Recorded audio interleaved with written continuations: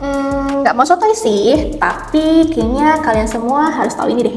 Siapa nih yang dulu pernah ikut tes tentang gaya belajar, terus abis itu langsung self-diagnose, oh aku tuh visual learners banget loh, kalau belajar harus lihat gambar biar lebih nyantol. Atau aku tuh tipe yang kinestetik banget, kalau belajar harus gerak-gerak, nggak bisa diem.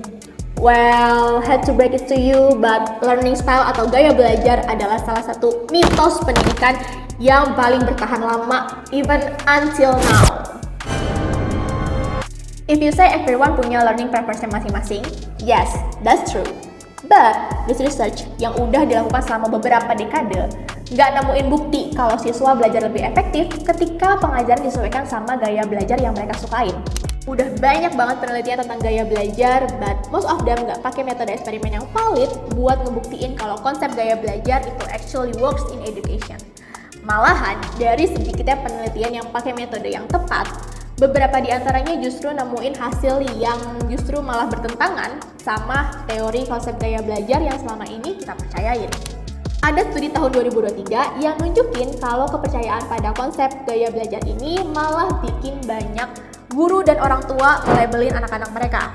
Misalnya, visual learners dianggap lebih pintar dalam akademik dibanding kinesthetic learners yang dianggap lebih unggul di olahraga ataupun seni.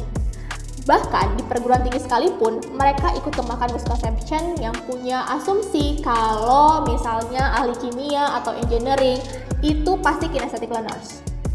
And from there, siswa jadi dikotak-kotakin dan malah ngebatasin potensi mereka. Such a waste, right?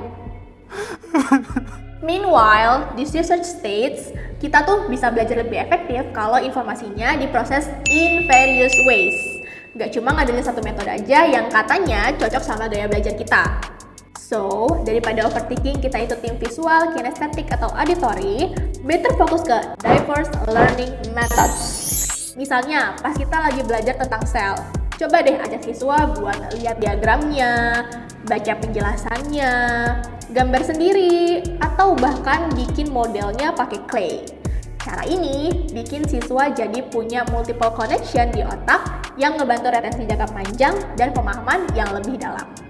To conclude, it's time to move on dari mindset belajar harus sesuai gaya belajar ke eksplorasi metode belajar yang lebih terbukti secara ilmiah.